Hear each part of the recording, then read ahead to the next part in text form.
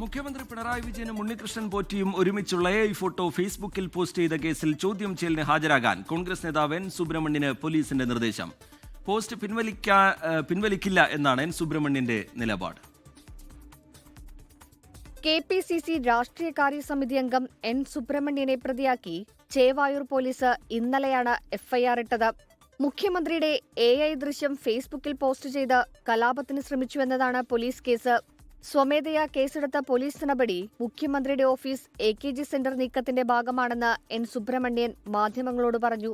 Post പിൻവലിക്കില്ലെന്നും നിയമപരമായി നേരിടുമെന്നും സുബ്രഹ്മണ്യൻ.